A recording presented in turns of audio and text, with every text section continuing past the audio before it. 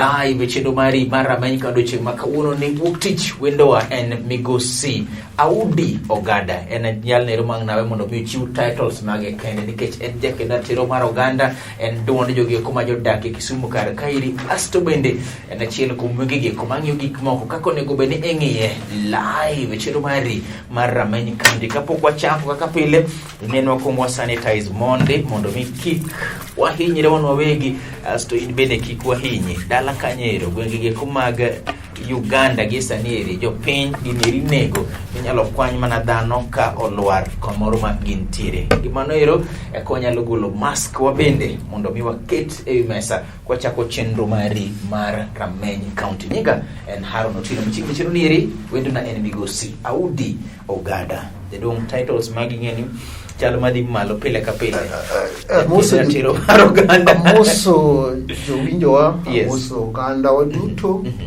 nyinga ina Audi Ogada an wuod Sako Kamnara an keu kano kendo an nyakwar Kisumu koro title gito seche moko tinde okane ka gikonya hini ndadwa hinya mi anyalo wacho ni an jadak ma Kisumu jago kura ma Kisumu and jachulo suru ma Kisumu yok nyalil moko wacho ni in jakom kara duond jodak ma Kisumu County kendo jakena tero mar oganda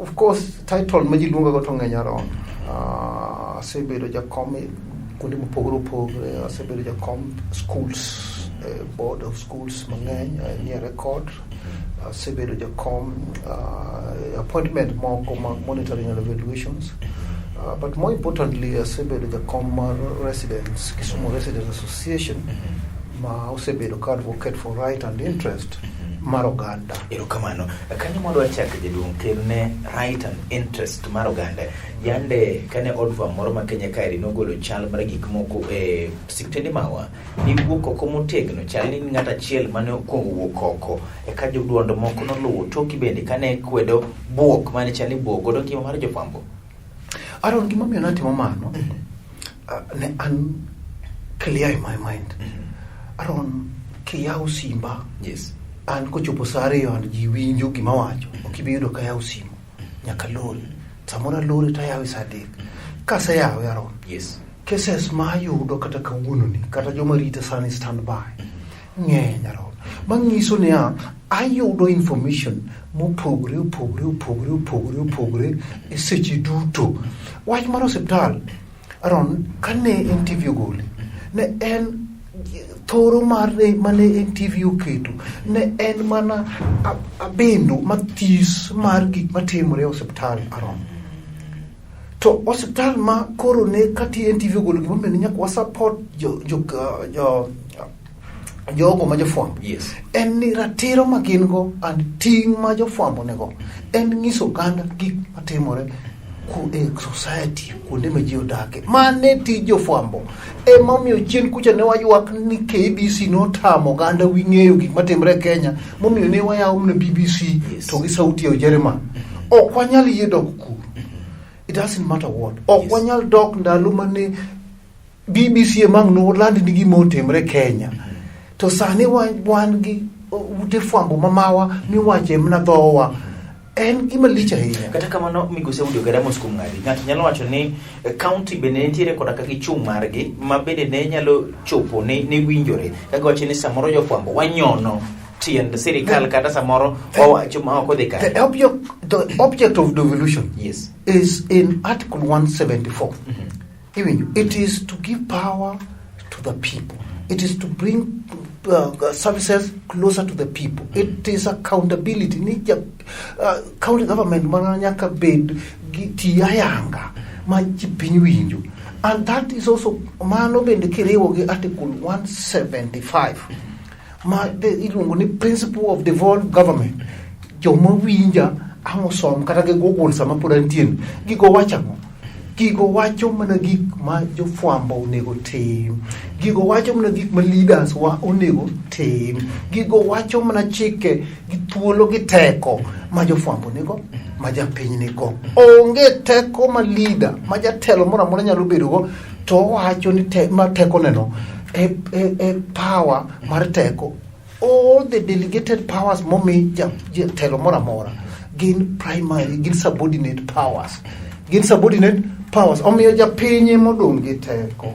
And mano ni article 1. Lakini katiba achiel wacho ni right mara kik mondo mi atigodo e ketho right mari. Warwak wuoche na mar jafwambo. Bende seche moko munyalo wacho ni kar ka irito Haron gine odhi matek ahinya kata ka ito gitimo kare. Rambo, right, fundamental freedom gi kisungu. Yes. Wacho ni fundamental freedom and rights. Ne okethi e issue mar NTV. Because onge ng'ama nokethra tich. Kane NTV bed interview, negi interview jogo mane ni hospital manuwuoyo. Some of them were senior most county officials mane oyie ni mondo wuo.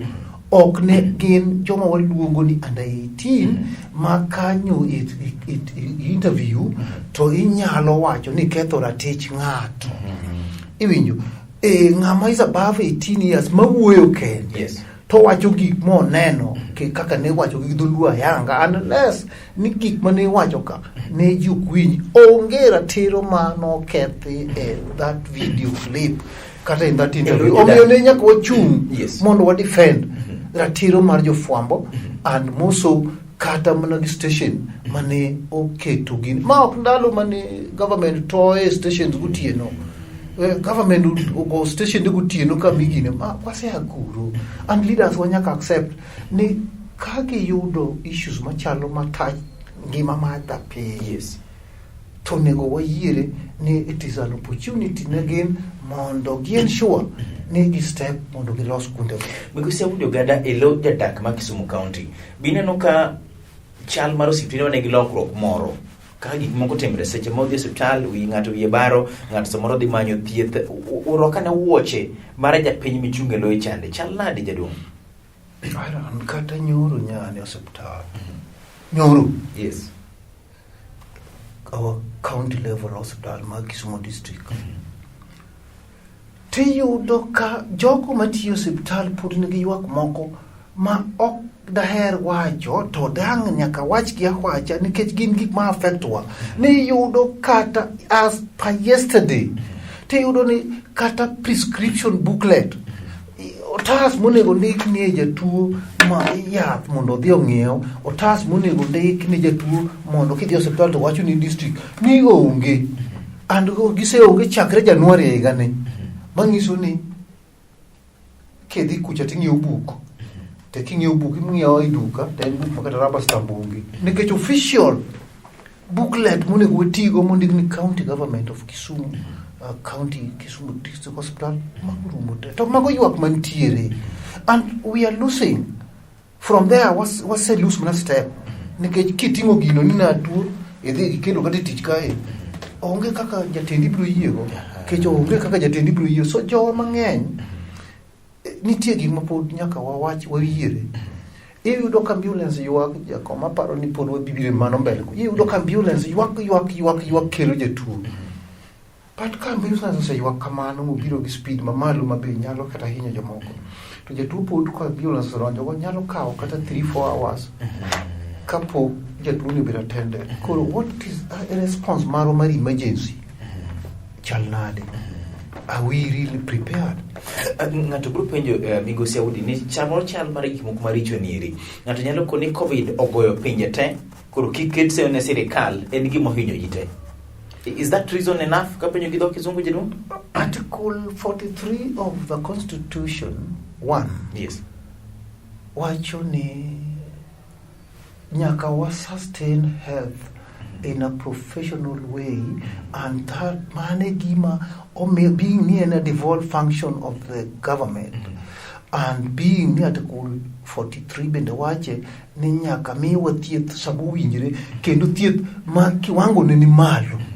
Iwinjo sipna mara tiro ma Uganda niko. Yes. Makata kaka wona dio hospital wang jopiny beyo, jopiny oseng'uono ne kata county government wa maka kawuona wuoka garon ni nyadhi hospital to kuthiedha to confirm mathibitisha nan kuro to kuthiedha ka they sue the county government gik muwachogi will not be the defense magibiro japiny nigi right mar wacho na hospital to kuthiedha japiny nigi right mar yudo thieth madonje court mi donje court ma court mi award machuli test it Mheshimiwa Migosi Audi Ogada chon ni puonjo ga jopiny gigieki mano nyalo mokwingi. Yes. Today kedhi hospital emomiyo ndalo moro adi district kaeri an gi malaria kata chieng' gi malaria to okothiedhi anyalo dhi e court. You may claim truly because it is the primary responsibility mar our government and but being that the health is devolved, government has no defense. It is like just ignorance.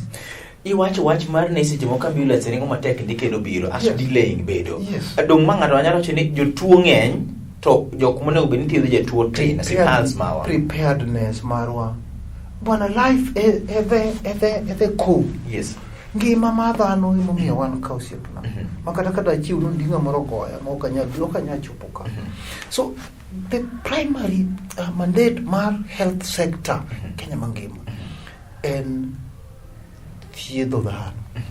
Wan gi curative, wan gi rehabilitative, wan gi restoration, wan kod gi kamano in the defined system mar health and ging'eyo.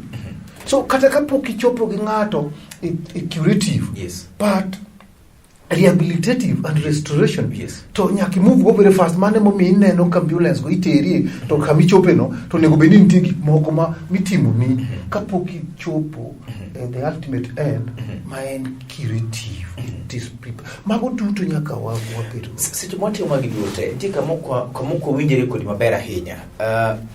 Be iparo ni adieri nyalo chopo samoro ma sirikal otimo mare te 100%, kata kamano otamogi nikech kwan mar jok matuo? Of course wanyalo bedo ni wan gi equipment, wan gi personnel, doctors, wan gi everything. Yes, yes.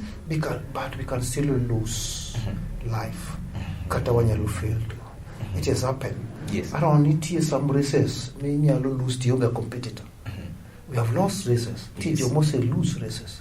Gise lose to gioge kom. Gioge joma gipiem godo. Okay, to but you have still lost. Yes. Umi penye ni team to gina mi compete go to podi lose. Okay. So those are mago kama kuru kwa chope man.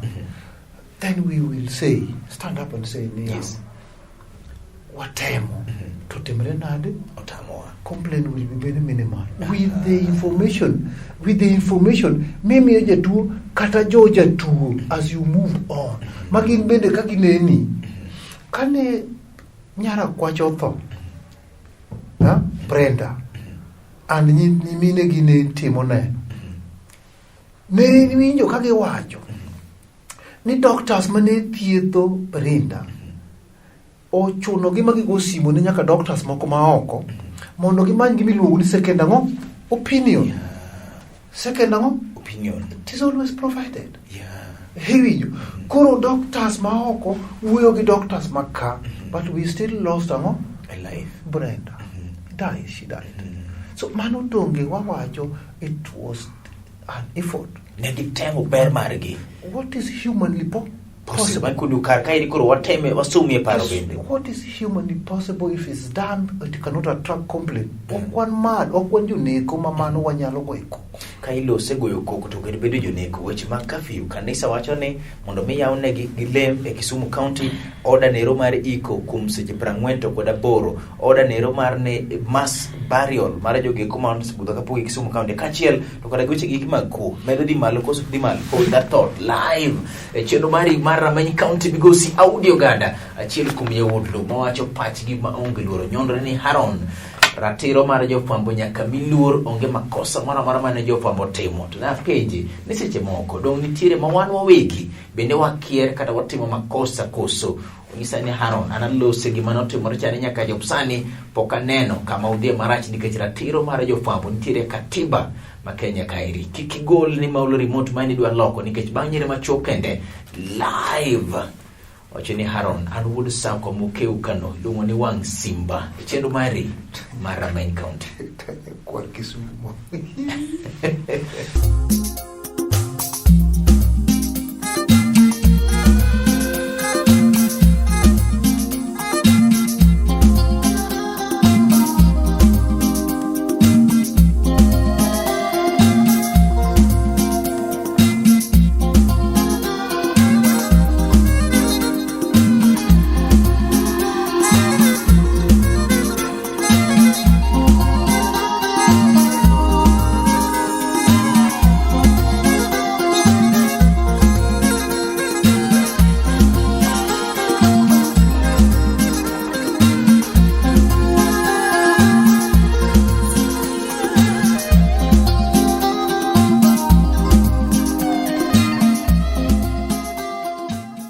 Nyakwar Kisumo wuod Sako keu Kano wang' Simba migosi audio gada jakom mar jodak e Kisumu County live chenro mari mar Rameny County.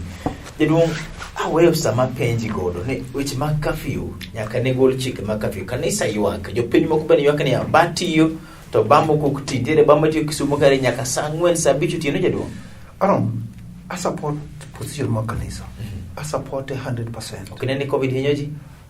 Abire mano. Kama ja kanisa ywagono ema support.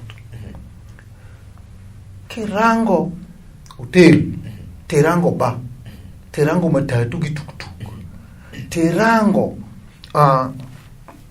kuonde mamoko mabende ji mingle chirni wa, bus parks wa, kirango kata wadhi sana. Yes. To gi kanisa. Kaka kanisa kidonje tibet, to gi kaka ibet, pilogo boket kacha. Sanitizer bene kanyo, mamoko, mask be jorwako. Kidhieba, yani saa achiel ni eka koro COVID rach ahinya. To sama ji nie ba the whole day, kata sani ji nie ba. To ne koro COVID ok hinj. Ji obet ni ng'ato bobet go kama to go mbaka dhoko ng'amte. COVID ni surely, and what type of COVID? And kanisa ng'ato bedo kacha to ng'ato bedo ka to ng'ato bedo ka to ng'ato bedo pa bedo kucha lemo. Ng'ama risk ahinya. So atemo wacho ni kirango kaka wa deal e ba to gi kanisa molorne pogruok rach ahinya. I would rather agree ni kanisa we to ba olor. It is more risky ya ba sechego te ni jangi lori na saa achiel ti loro kanisa the whole day. No. In fact, and gima kata jotelo wa paro ni ginene ni gimis advice ng'amano kelo. Iwache ni wach mar osuru nitiere giniere ne kanisa. Of course. So kawa we life. Yes. To wangiyo pesa. Yes. To wangiyo pesa to okwangi life. Then we are losing. Gimomiyo wa form of the government, gimomiyo tax no wachulo mondo wa lost government, mondo government utigi pesa mwachulo no mondo rit ngima wa. Iwinjo tax mar osuru around igole imiye serikal mondo serikal utigo ne jopiny. To tij serikal maduong' en neno ni japiny ngima japiny oriti, property mag oriti, kwe mar oriti, rights mag oriti, and so on and so forth. Iwinjo, this is the basic primary ma government nego. Mudongi to our subordinate. Kama na mwanyalo wacho ni okwanyal miyo thoro mar governance podonge kumwadhi around. Omi pod anwoyo with this point. Wadhi police omako ng'ato okete Land Cruiser to gi mako ji 30 kata ji 20 to kete Land kuma ji oluore kama oluore iwinjo titere police station samoro pod iluoro kodgi. Luoro kodgi seche mang'eny police station kanyo wow samiro wako gi selo kumigi nafasi mar logo mano kata wadhi mna sana. Lakini ang'o me japiny milose loe ni eri eto wuotho mag mask ang'o me okatho chik. I'm coming back. Yes. Orange sel kacha onge distant. Yes. Onge social distant. Sel kanyo ng'ama cheko ni ngi mas sel kanyo onge. Sel kanyo kwaro wake ng'at ka ng'at achiel kende man gi covid odonje to tieke seche adek. to unindo kanyo nyaka piny oru kata nyaka kiny jedi ma kawuok to nego bed ni watero odhi obed tested kata kapok odhi ute. We need to do that. Ka wan serious no wadhi timo. And mano kende kama kele nyao mar japiny. Ni japiny nigi nyao to the extent me yudo ka tuk osepong'. Kata wach ni tuk ting'o ji are. Pok noting're kamano nyaka neni. Odiochieng' alanga. Koro wa blame nga. Pod adwok mana blame kuom the implementers mag law, enforcement mag law, because they are partisan. To japiny madonje tuk pong' nieri. Onge law motamo japiny, otamo police mako both tuk to gi japiny no. Yes. I've rarely seen matin ahinya bende wawacho ni onge. To japiny janja ma ibo lor ji kairi. Wawacho dia. Ibo lor gi Winners Chapel. Dako ni ura doga donjuru gi patents kwa sekal police gi. Nyoro nyo an bondo, nyo chanja an bondo. Yes. Adhi manyo card moro miluongo ni card moro no register. Oduma number. No kelna ni maranda. Yes. Koro nyadhi manyo ni maranda. Yes. To na register. Awinyo ni teri kuma koro kanyadhi takadho polise. Yes. Ne gilop mako bewa. Gen gilop ma piere cha paro nitie sandan kata gimoro kata gawo. Yes. Ma ibolo pesa. Kapra bicho salwa. To chuoyo. En gi spark na moro. Ko neno gari mama chalo mara mane tegno. Tino ko bok matin but okaka go mathisnity to kwanyo. Ma to gengo covid nade. Ka polisi ni ok nyal chungu maneni mtoka cha utingo capacity ma covid protocol dwaro. Mondo mo mak jo COVID protocol dwaro. Yes. COVID protocol wacho ni matatu tingo ji adi. COVID protocol wacho ni tuk tingo ji adi. To ng'amo nego ne ni protocol mar covid no obedo follow to the latter. It is the same people makwanyo pesa magimako gi gam magimako gi loth moketi ang'oni. So surely at the end of it kachopo sachiel tilawo mine mo e chiro mano osewuok dhi Nyalenda aron nyathinyo chopo kachoka adwa wacho ni ninja chopo ni kachoka onchopo chieng' mana the first day mar covid mane our commission mane dhano ringo nieri nyathino to and Lolwe TV and I'm repeating kata nyoro kanyane liel Nyalenda kuru nyo biro confirm nyathino to mago uma angoma nonego nyathi this harassment ma police kemwach manete makati jomo se chako hinyore wachi nieri kata mana day before 2 days back. Yes. Nyalenda ng'ato biro komer kadwa donjo Javaisa kanya. Yes. To mer to obayo kind ngin kaje ngini tindo los moket gini kite mo gini koro kami kadho goten to bayo matin to onyumre ango drene. To koro ji ochokre kanyo nyaka chief nyaka ngoge iri to en gimoro sa achiel to iro donje wang'e sa achiel donje wang'e. To ji ochokre kori golo matoka cha mondo timango. Yes. Police to kwa kucha ayo pande pieri. Tiagas. Monyam tiagas kanyo nyaka piny. Iwacha ngo. Awacho gima wacho kenda noyo. Yes. Nyoro the same nyoro. Round about magi small boys kama mine gibede do chiro kanya. Tiagas oyua ka achata ma ji orengo ma jomoko koloro kata dukni. So surely ichao gwang ticha gwen. Yes. Adwan wacha jogite. But toro mar teko to implementer momi teko emanyaka kaw the share bigger share of the blame nikech kwa keta dien ni traffic aruma kinachaka mi one makata kin kata sani wati roundabout ma bandani flyover ma bandani dingi is kinyi nyaka angsa auchiel giringi kaka police ngeny kanyo ma the other cheki anda wuyo ka jowinjo wa ina ni police ni kanyedi ngeny nyowo ango magitimo That's the question mark. Ango magitimo. To yet we ye ni unego gibed kanyo to gitim gimo nego tim nade gimo nego gitim ni mtoko ting joma. In fact awacho kinda no. Ni ibiro wuoyo kata ki interview jo machalo chingo mwagiri man treasurer mar bak.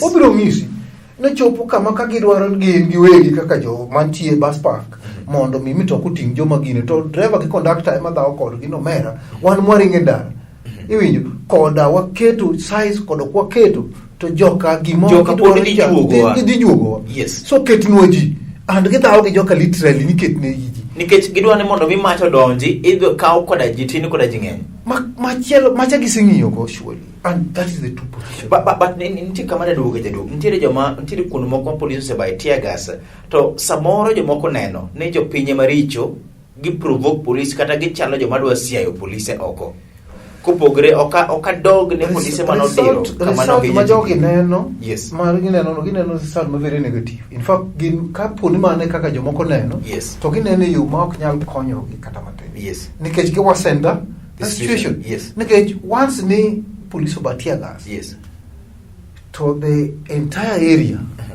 a larger area makata ne unge problem to ka ne estate kaka koro Nyalenda tiete ndara ting'ene nyithindo mane udi tia yamo chatero makata nyithindo modak almost half kilometer tia gas timo so gihinyo oganda moloyo.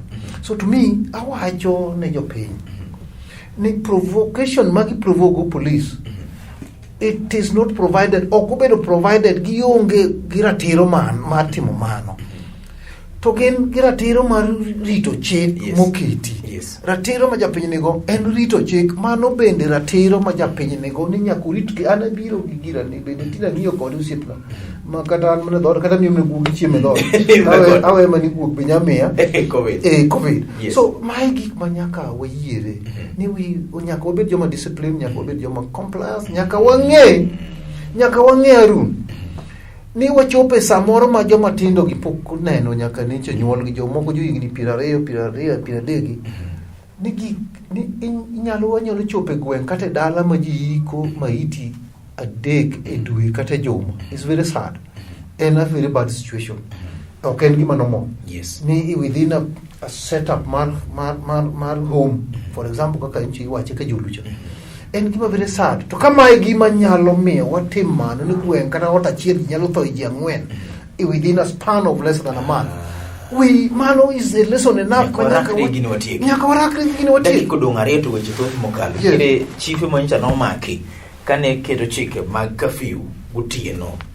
Jomoko wacho ni ang'o miyo mag chife to chife tiyo tich makare. Jomoko wacho ni chife gi kine thodho pesa kuom japiny. Thodho or tiyo tich makare. Yes. Duto gichal. Chief no koso kuso no koso. Chief nigi role mar implement COVID protocol koso keno. Yes. And if the issue is just a roadblock, then roadblock aina man. Manokiti. Ne police oboro ne gi hire roadblock in my own. Yes. Akech poko wache ni illegal roadblock. Yes. Ana winjo ke wache ni roadblock. Poko winjo ni en illegal. Roadblock ma illegal en ni japinyo ka ukite kaka samoro kaka mtoka gwega ji area mon. To japinyo wuoka to ka ukite to holo to keto bam ma illegal to but because of japinyo ol. Yes. To gike. So chief ne nigi roadblock aina man. And ne sadi to angoma ne gitimo. To kane po nono ni kapo ni chief and mano wasega wacho pile ni disconnection mar security agencies is one issue manyaka wabi deal gago ni chief nyalo bedo kamoro to police or central to the Manyata to any to called chief to chief timore nade care tibiro yudo ka samoro chief bende kore complain moloye so coordination jogi nyaka coordinate nikech gitimo gimoro adi achiel.